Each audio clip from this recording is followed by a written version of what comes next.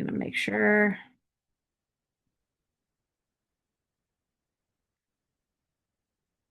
that we are. Bear with me. Yes, okay. Can't see it initially.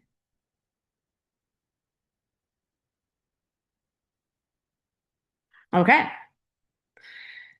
So thank you again for joining.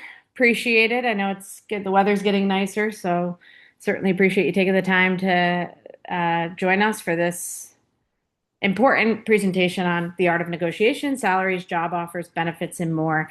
I'm Ashley Dwyer. I'm the Director of Career Services and Employee Relations. For those of you who don't know me, I'm here right here at Rockefeller College of Public Affairs and Policy. So I'm going to go through a lot of these topics, and there will certainly be time for questions at the end. So to start us off, when we're thinking about salary negotiation, what I want to point out first and foremost is that it's not just about salary. Benefits account for a massive part of this whole negotiation process, and that's something that some students may or may not realize is that it's considered compensation in the whole process, and so it's something you want to think about in terms of, okay, well, if I'm receiving this salary, what are the benefits available to me? What's the compensation for those benefits, and is that combination of the benefits and the salary going to be feasible for me? So benefits account for about a third of the total compensation package, which is why it's definitely worth considering. And recent reports even indicate benefits are approximately 30% in the private sector, and a little bit higher in the public sector, 35 to 40%, which makes sense because salary ranges begin a little higher in the private sector. So those benefits are a little bit less than the public sector. And obviously, salaries can start a little bit lower in the public sector, hence why the percentage of benefits increases. So it's important to have a full scope of what is this total compensation package. So I just wanted to go through some of the differences between government, NGOs, nonprofits, and private sector, because what is being offered to you when you get a job in terms of salary, benefits, and more, it does vary across these sectors. So starting with government, like I said, those salary ranges can be on the lower end. Now, again, with many government positions, they tend to be ranges, but they are kind of designed to start at the bottom of the range and grow up and grow to the top of the range while you're in the position. So it can be deceiving. It can seem like a range that you can negotiate, but that's not always typically the case. So government salary ranges can be lower. However, they have way more competitive benefits, higher compensation of benefits, better value of benefits. So that's something to consider too. So some of these, like I said, in that range, some of these fall within these grade range. So GS scales, general schedule levels, or grades in the state government. So, and in these levels, there's steps within each level, like I said. So it's more typical that you're starting at the bottom of that range, for example, in state government, and you're taking these steps within these levels to get to the top of the range rather than negotiate at the beginning. So they generally are a little bit less flexible in that sense, but sometimes there's room for negotiation depending on if you're coming from, for example, another state position or other, instances where they can negotiate that, but it's rare. There's generally less flexibility in the salary, what the starting salary is. But like we said, benefits are often better than private sector and nonprofit sector. So more systematic, structured pay increases and career growth. So while it has that kind of more rigidity and less flexibility, it does have that structured uh, pay increases and career growth, upward mobility within government. That is kind of a benefit as well and something to consider. Not to mention it's a little bit more secure than traditionally than private sector and nonprofit. With NGOs and nonprofit organizations, there's often more flexibility, more room for negotiation. And it can vary by organizations. Benefits vary greatly, so it just depends on the organization and their funding.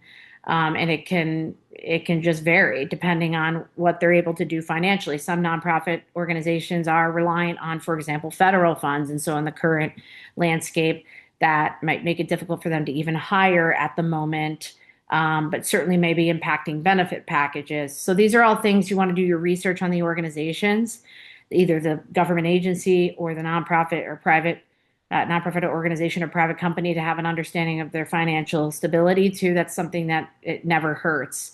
So less pay increases, and career growth. But again, a little bit more job security than, say, private sector.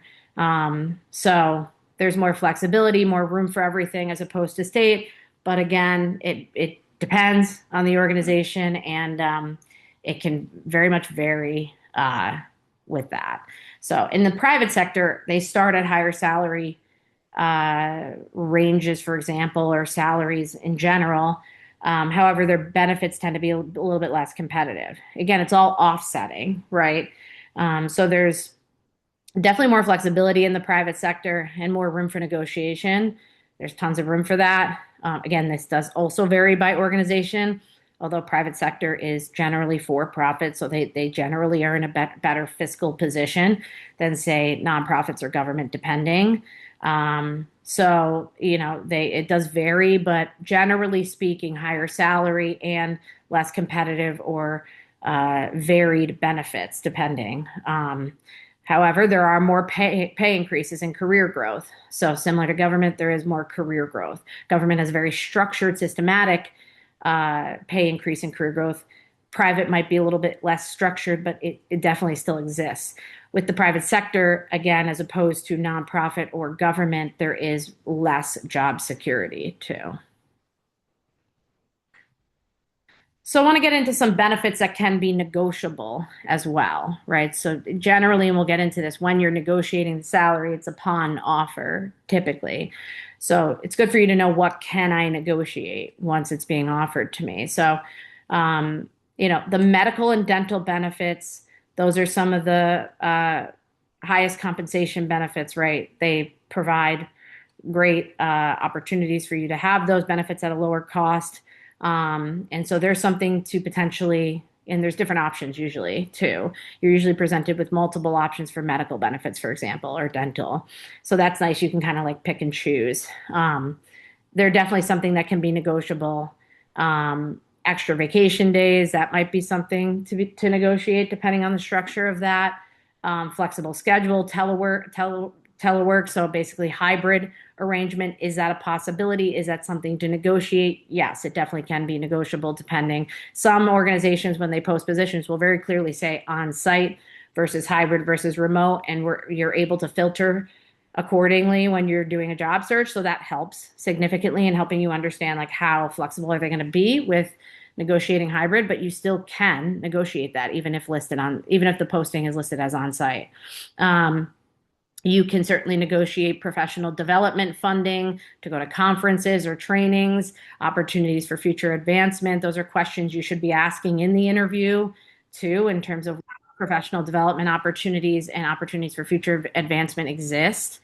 Um, if there's a longer commute, you can negotiate some of that, as well as moving and relocation costs. That might not be applicable. It depends on the role and your situation, but that's something to negotiate as well.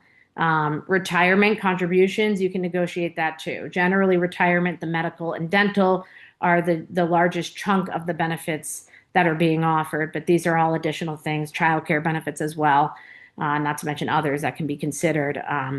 Benefits, sometimes they can be easier to negotiate than salary, especially in government positions. So that's something to keep in mind. So what's in it for you? It's important for you to prioritize, like, what do I need in this position in terms of salary, benefits? What's going to work for me? What's going to be a deal breaker, right? So what is a reasonable, acceptable salary, for yourself? So it's important for you, and we'll get into this, for you to do your research, especially if newer to the salary negotiations, or if you're in your first, applying to your first or second job. Doing that research to understand what is the median salary, so that I'm not being, kind of provided a lower salary than what's typical. That's important. And it also helps you understand, with your own financial situation, what is reasonable and acceptable for me. What is important to you, what's not important. Again, these are, potential deal breakers, right? What is what is your walk away amount? Like if something is offered and that's just not acceptable and we're not able to negotiate upward, what does that amount look like? And these are all things to consider, and we're going to go over research and resources for you to do that. So, getting started, like I said, negotiation starts when you have the offer. So, you can ask questions in the interview about salary, about benefits, about some of these other things like professional development, upward mobility, career growth, things like that. Flexibility in terms of hybrid. You can ask about those things, but you don't typically negotiate them until you have that offer. So, like we just talked about, when are you going to negotiate? When that offer is on the table.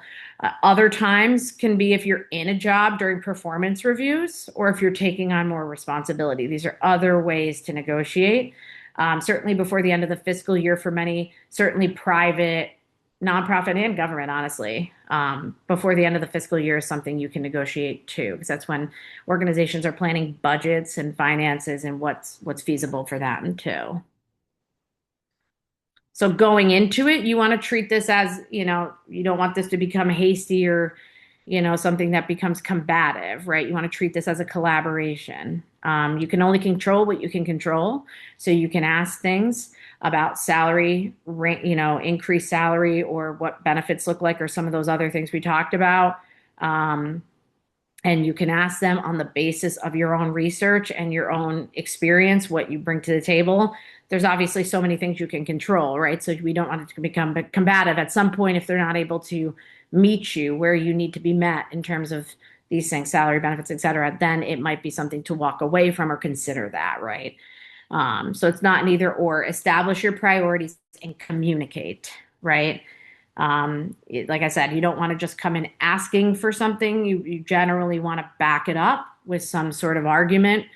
Like I said, either the research you've done on median salaries, typical benefits, or other avenues, or your own experience that you bring to the table that you can potentially leverage. This is also something if you're in a job, applying to a new job, and maybe offered a higher salary, you can leverage that with the current job too. Not going to go too far into that, but that could be something to bring back to the current position potentially to see if they are able to that's another time to potentially negotiate if they are able to do that at your current position. So it's important to know when you're negotiating with people, not necessarily the organization. There are some stipulations, particularly in government, state government, where it is more the organization. Sometimes the people don't have as much say. Like I said, some of those salary grades and ranges for state government, for example, are pretty rigid. So sometimes there's not a lot of flexibility there. But generally, you are negotiating with people, not the organization. So in doing so, you don't want to burn any bridges or create any kind of bad rapport with these individuals. You don't know if you'll cross paths with them again in the future. It's all dependent on how your career path goes and where you guys overlap. But so with this, you want to treat this with respect and patience, right? You don't know when you'll have to work with these people again, or if you will be working with them, depending on how the negotiations go. So it's a strategic discussion, intended to kind of resolve that issue in a way that's acceptable by both parties. And you'll either come to some sort of agreement or you won't. And perhaps you'll decide I'm either going to accept that or I'm not. Right. So just some tips, like I said, you want to go in with all your, inventory and resources available to you, right? So do your homework, right? Especially if newer to, this process in terms of your first or second job. Research salary rates. I'm going to go over resources for you. Evaluate your worth. This is important, right? From there, you have the resources to then prepare an argument, a case, right? You could articulate your value of skills and experience to them and what some of these median ranges entail. Throughout all this, remain calm and professional, right? How you ask does matter. Are you doing so in a professional manner? Are you being humble? You're not demanding things, right? We can't control what we can't control. You have to have, limits or, certain expectations and boundaries when it comes to this. You communicate whether this is a flexible thing to negotiate. If it is and you're willing to accept it, great. If it isn't, then again, it's something you can potentially walk away from. So, and practice, you'll be more comfortable and confident in doing so. Certainly utilize, resources like us or other professional connections you have, whether it's alumni or other professionals to kind of talk through this and how you should approach it. I mean, we're going over it today, which is great. But if you have any questions, don't hesitate to reach out. I'm going to go over many resources that you can use too right now. So these are some resources to do your homework. Some of the, LinkedIn and Indeed offer salary insights that are fantastic that will give you a sense of, okay, what is the average salary for a position with this qualification or this amount of education and experience in this location too, right? It's all relative, right? So like a position in two equal positions, one in New York City versus one in Albany, the one in New York City is going to pay more, even though they're the same position with the same qualifications, right? Because the cost of living is higher. It's all relative. So that's something to consider too when you're using these resources, is not just, what's the position level, what are the qualifications, but also location too. That's something critical as well. So, there's a NACE salary calculator center. They're great, but really Glassdoor, LinkedIn, Indeed are great. Salary.com has been a resource forever, and they're very reputable. Salary Expert is great too. So these are all resources where you can utilize a salary calculator to get a sense of these things, but also just gather more insights into this as well. So these are great resources. I added on here the New York State salary schedule, so you have a sense of what those ranges are per grade.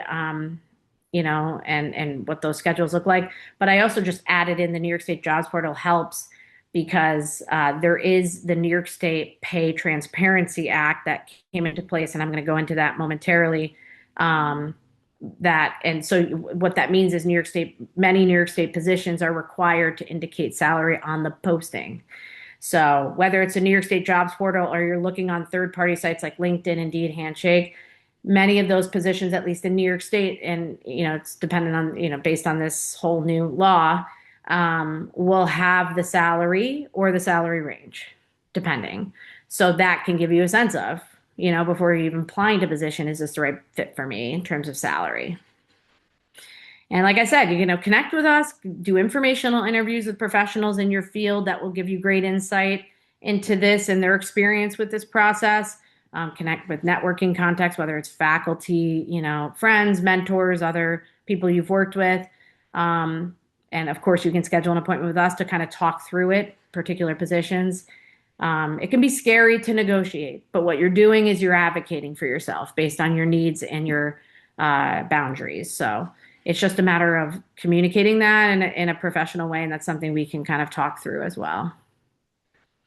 So, like I just mentioned, with the New York State Pay Transparency, salary transparency, what does this mean for you? Like I said, New York State requires, I'm going to get into the law momentarily, employers to include salaries for many New York State organizations and positions. Not all, but you're going to see it for the majority. There are some, certain rules and regulations that allow some New York State organizations to not do that, but for the most part. So, and government roles often include those salary grades, the grades. So like those set ranges, like I said, that has more limited flexibility. So many candidates start at or near the minimum and then move up over time. That's what that range means. Whereas like if you apply to a position in the private sector or even nonprofit and there's a range, you can negotiate that at the start, generally speaking, right? Like we talked about earlier, there's more flexibility with that. So what's great about this Transparency Act is it provides that benchmark for you to evaluate, is this going to work for me financially and based on some of the qualifications? And it avoids you kind of guessing as you're going through the interview process. You can start to eliminate or mark down which positions you will or will not apply for, which is helpful. Use this range strategically from your perspective, right? So the lower end of the range would mean that you have the minimum qualifications, right? Whereas the middle range means you have kind of more of the typical candidate, more of just the exact qualifications they're looking for. And then the upper end, more of a strong candidate, means you have maybe more qualifications than what they're looking for. So use this strategically to your advantage. And again, those resources can help you. You can also reference the range in your ask. You can say, based on my experience, I'd be targeting the upper end of that range. And these are things that can be asked typically upon offer, or sometimes it does come up in the interview process, but the real true negotiation doesn't happen until you have the offer. So a little bit more about what you can say and ask. These are just good things, like we're going to go over some do's and don'ts, right, as it pertains to this. So things you can ask: can I negotiate this offer? Is this offer negotiable? Or is there flexibility to negotiate? Whatever feels most comfortable for you. That will tell you off the bat, is this something they're willing to move on within a certain range? Or if an employer lists like one set number, is that flexible to go up or down? You can also ask, besides the base pay, what other benefits are negotiable, right? Or even offered if they're not clear on that. So have an understanding too of like what, when you're being offered medical benefits, are these strong medical benefits? Are these, good organizations for you to receive benefits through, right? Medical benefits through. And then you can say to them, well, if you're able to do A, B, C, I am ready to accept the offer. But so that kind of puts them in a position of, that's a deal breaker for me. I would need to receive A, B, C in order to accept that offer. What is the outlook for salary raises or promotions, and or what opportunities are there for growth? So that's more like, if I'm going to accept this range because it's acceptable to me, now I want to know, as I grow, what are those opportunities looking like? And then what metrics do you use to evaluate the success of your employees? This is important so you understand, when you are being considered for growth opportunities, what are you going to need to do in order to be considered for that, right? And then, can I get the salary offer in writing? That's always good to have too before fully accepting, so that you have a full scope of, and generally what that will entail is a package which incorporates the salary compensation, but also the all of the benefits, the pension, etc. So this is just an example of how you can say, like, I understand you can't come all the way up to 60,000, but would you be willing to negotiate an additional week of paid vacation along with the 55 you suggested? This would help me determine my decision. So these are things that you can ask. And if they can't move that salary, you can pivot to, other options too: PTO, hybrid schedule, professional development funds. These are other benefits as well. So just a little bit more about what you can say and ask. Certainly it doesn't hurt to say, especially if the position is of interest to you, that I'm excited to have the opportunity to, work with you. However, based on my research, and again, know the value, know the market, this is where you can say, I've noticed the average salary, similarly situated employees, or the average salary is XYZ. And so, is the number you're offering flexible at all? If so, what is that amount based on? You can ask these things to the employer. I'd be more comfortable if I would prefer not to leave, and I'm more interested in growing here. That's for if you have a job and you're being considered for a growth opportunity. Either way, you're not expected to give an answer about salary or benefits on the spot. Like when you get an offer and you've negotiated, even after you've negotiated, you can always take time to consider the offer before responding. So if you feel like you don't have all your tools available to you in order to make an informed decision, you can say, thank you so much for the offer. I'm humbled and appreciative of the opportunity.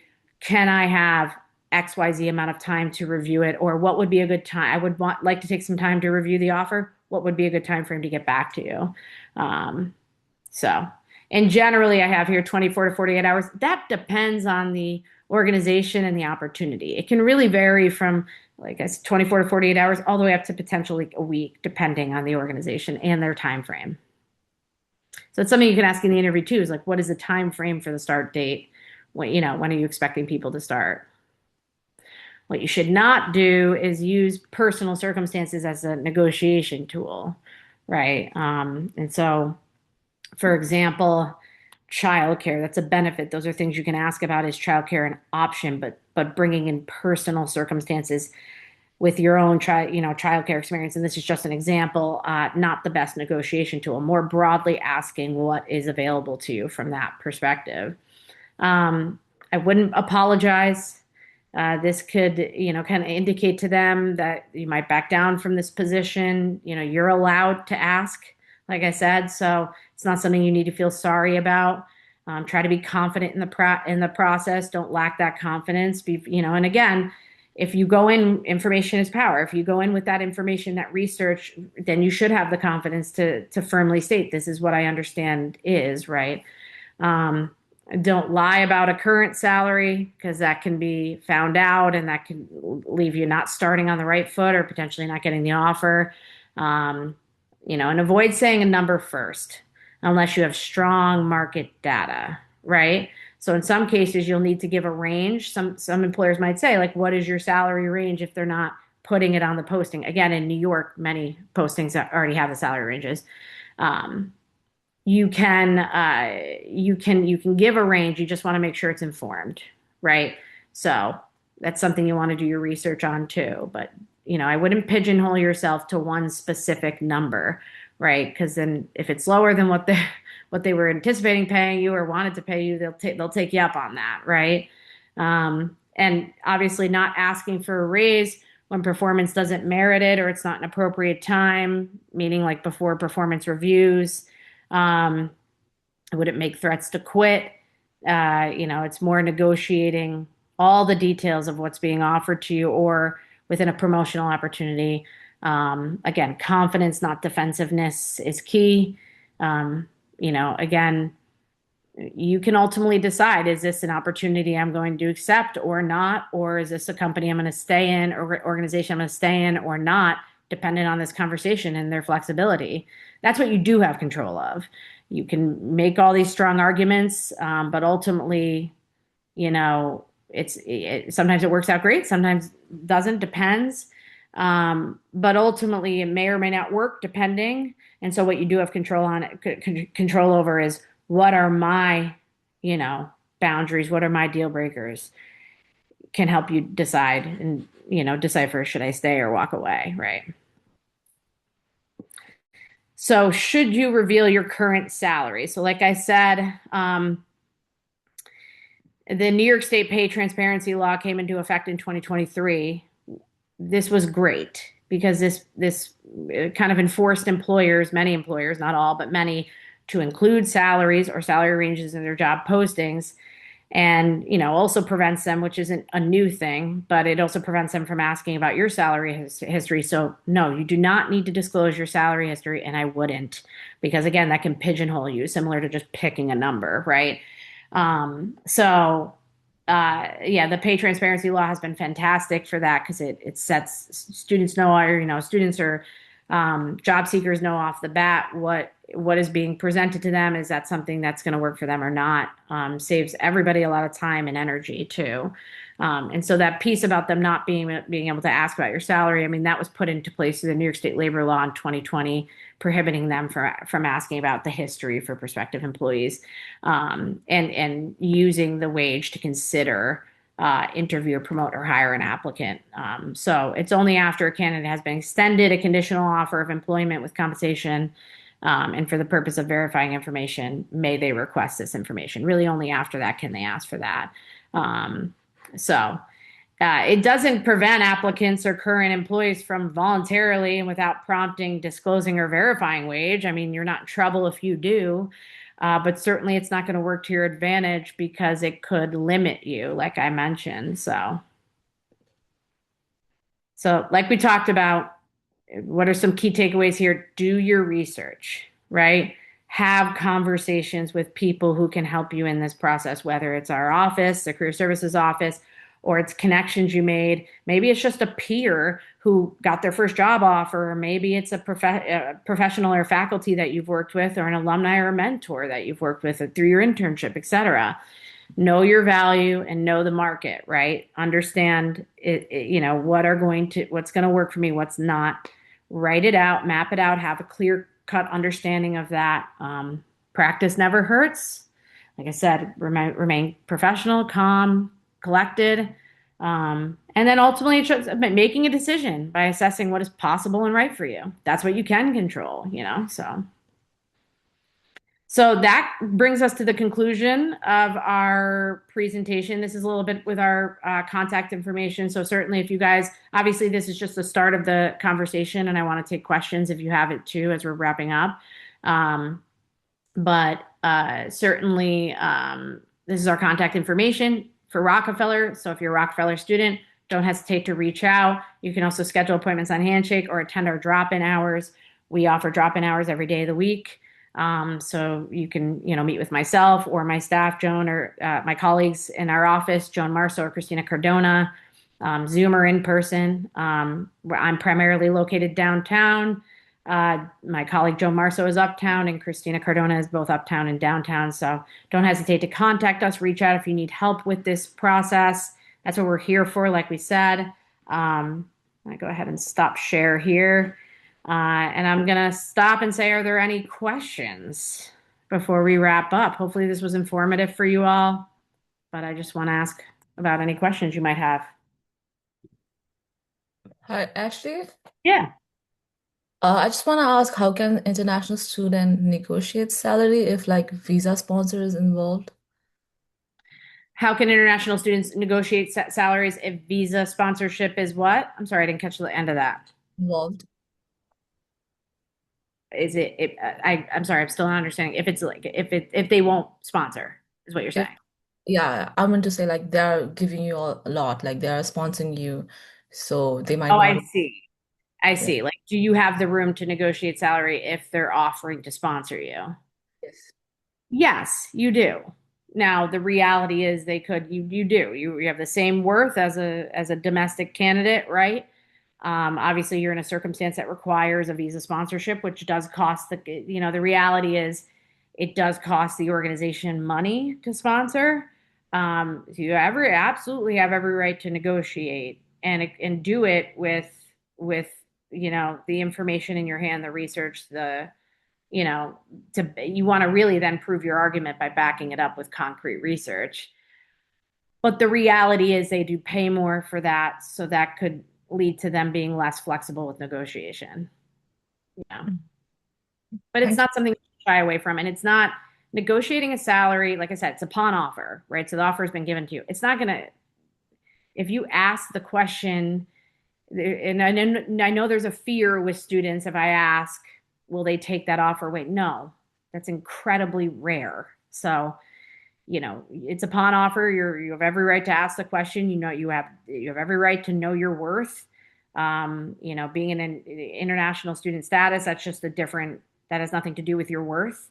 Um, but the reality is it does cost the organization money, so they can choose not to be flexible for that and not really provide a reason. So it's just something to consider. But I mean, salaries are generally negotiable as you gain experience. You can still negotiate off the bat for your first job offer, but generally happens too as you gain more experience throughout time. It's a good question, Jonna. Yeah, thank And you. any other questions? No? Okay. Well, thank you all so much for coming. I'm going to go ahead and stop the recording here.